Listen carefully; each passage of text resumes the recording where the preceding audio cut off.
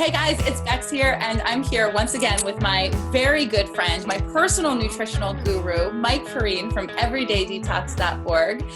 Every once in a while, we get together and we answer viewer questions. And the biggest questions that have been coming at us recently are all centered around this Bliss Detox group challenge that I've been doing this month. Right now, we're talking about sugar. We finished a gluten-free challenge, and people are struggling really, really, really hard with a lot of different elements of detox. And we want to give you the top 3 reasons that you're failing at detox and cleansing and dieting in general. What is the first one?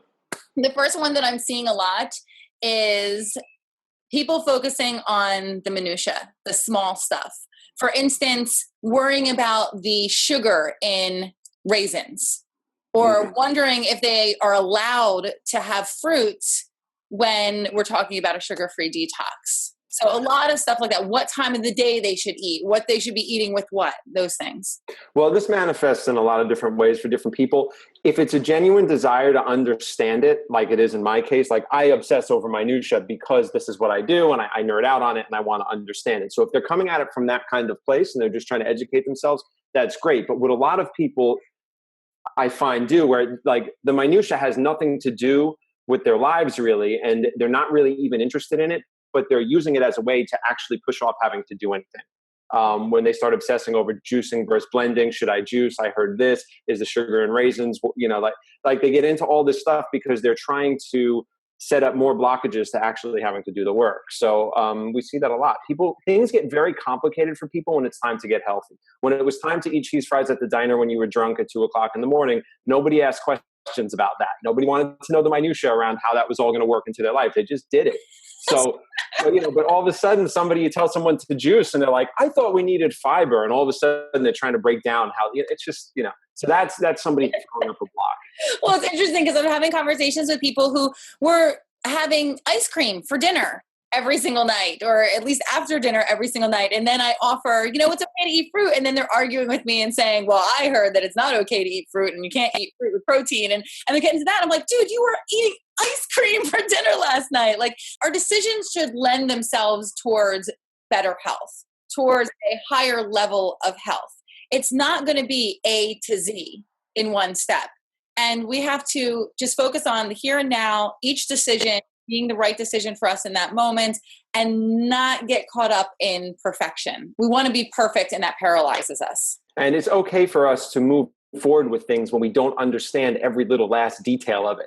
It's okay to learn as we go.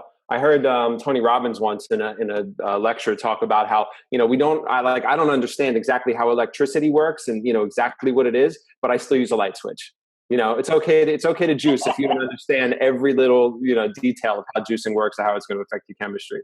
Right. So turn on the smoothie or turn on the blender. Turn on the blender. Make your smoothie. Yeah. And let's do it. Don't worry about why it's working for you. It just is. It is. Yeah. And we'll figure out the details as we go. So number 2, what people are struggling with a lot are the symptoms of detox and basically just feeling really shitty. We start with an assumption that every process of the body is going to feel good all the time. And if we don't feel good and experience a symptom, that there's something wrong, that in that process needs to be shut down immediately. So when people start to eat clean, this came up to me. I just did a rant on Snapchat. I was listening to the Joe Rogan Experience. I love the podcast, but every time they talk about nutrition, I just want to like scream. So one of his guest was talking about how for 8 or 9 months he was eating a vegetarian diet and he felt like he was withering under his new vegetarian diet. And then he started to describe classic detoxification symptoms. And this is it exactly. This is where everybody kind of gets derailed. When we make a consistent change, the cleaner it is, the more toxic we start, and then the cleaner the changes are consistently, the deeper we go into biological change. When that happens, we may not feel well. The way that we eliminate those symptoms and stop that process of not feeling well is by helping our bodies out, by sweating, hydrating, resting, colonics, or whatever it is that your body needs to have assistance with. It's not to then backtrack and go, oh, I was so imbalanced. You need to come out on the other side of that to actually experience the benefits of your new clean eating program. But no one said it was going to feel good. Detox doesn't always feel good. Detox for drug addicts doesn't feel good. So detox off of refined foods that we eat, or it's not is also not going to feel good. We need to invite that experience and be open to that experience and immerse ourselves in that experience so that we can come through it and actually get the benefits. And I love comparing it to withdrawal from drugs, alcohol, nicotine, caffeine.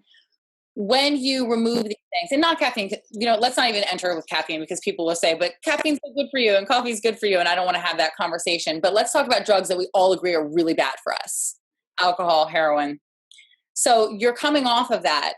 If you've ever seen someone detox from drugs, it is a painful, terrible experience where that person is convinced that they are going to die. And looking at them, it looks like they're going to die. If you reintroduce that drug, if you give that alcoholic alcohol again, or that heroin addict heroin again, it will rebalance their system and they will start to feel good again. That doesn't mean that it's good for them. It doesn't mean that they're going back to a healthy lifestyle.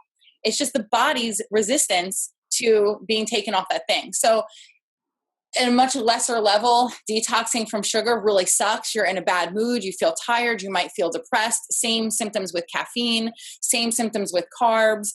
That doesn't mean that your body needed them. It just resisting. And it's part of the process. Society told us that, peanut butter, mocha, marshmallow brownies were treats, not drugs. Okay. But they're drugs. If anybody thinks that that's not a drug and that we haven't been addicted to it since the moment we were eating birthday cake, we need to objectively look at that. So yeah, and you've said in other videos, when we're having these symptoms, it's just a drug-like response that we're having, and we have to look at it like they're drugs. And what you said was really interesting. That if you're starting very toxic and you're going very clean, the symptoms are going to be much more severe. But for me, for instance, and I'm seeing this in my Bliss Detox group, some people are having no symptoms at all. So I went from really not eating a lot of sugar to not eating any sugar at all. And so my symptoms haven't been severe. They were much more dramatic when I went gluten-free. I was having more of the bloating and the weirdness. And I actually texted you a bunch of times, what's happening with my body, especially when I gave up dairy.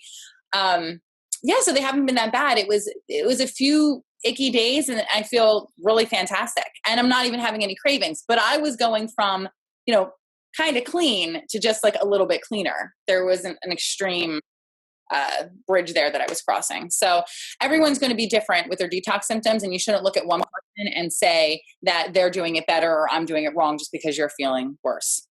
Right. It also has to do with what you're given at the moment. Some people's bowels keep up well. Some people have excellent methods of elimination that are just functioning so well that they don't get a lot of detox symptoms, especially if you're 22 years old. So, time's involved, where we're starting out's involved. There's a lot of variables. I'm almost 40. I'm going to come in for a colonic because I know that's what you keep pushing me to do. So yes. We'll get me fixed up. It's time. And I'll tell you something. I don't need more colonics on my schedule. So the fact that I'm telling you, there's a reason. Okay. This is the big one. This is the big one that I really want people to get their heads around. The most important reason that you're probably failing at your detox, your cleanse, your diet, and I'm using the word fail. It's a very, very strong word, but that's what's happening. It's you're giving up. You only fail when you quit. As long as you keep trying, you're not failing. So symptoms are not failure. Just feeling irritable, it's taking long. None of those things are failure. It's when you quit. And the reason that people are quitting and failing is because they're adding things instead of subtracting things. Talk about that. This is the biggest one. This is V equals P minus O. This is also Dr. Fred Bishy's whole concept of it's what you leave out. It's the reason why there's so many different diets that can claim benefits is because they're leaving so many offensive things out that you get results. So one big example, there's a company, there's a doctor in California. I won't say the name of the company. He's been very good to me over the years. They send me lots of clients, so it gets a little weird for me. But the first thing I do when the client comes in and they say, I've been sent from this program, is I say, I know you spent $300 and something on all those shakes and powders. Stop taking them right now because, and their treatment's telling me they need to stop taking them right now. Detoxification happens from the emptiness. It happens from what we're not doing. It happens from, I stopped smoking. So there's me in smoking, now there's just me. Or there's me in that chocolate brownie, and now there's just me.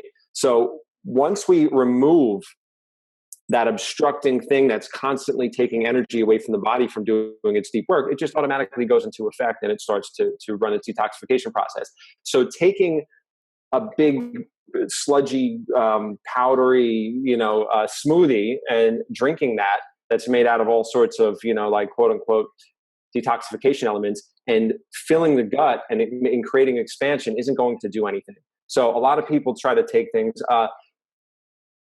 We talked about those detox teas. I get tagged all the time in those things where people are like, it was really interesting. On Instagram, somebody tagged me in a post, and it was the conversation that we had just had where it was like, she was making some type of like chicken parmesan, something like that. And then she says, and I'm sipping this detox tea at Everyday Detox.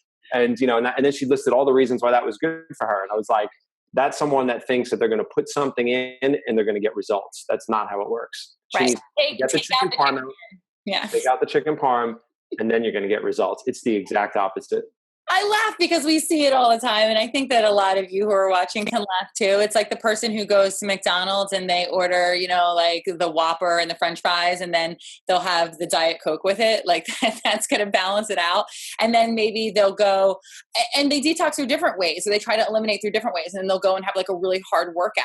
Like you could have just left out the McDonald's and not had to do any of those remedy things. So we're making ourselves sick, and then we're trying to medicate or remedy the situation instead of just leaving out the thing that's making us sick in the first place. And we're not talking about deprivation. We're not talking about eliminating entire food groups here. It's just the too muchness of everything.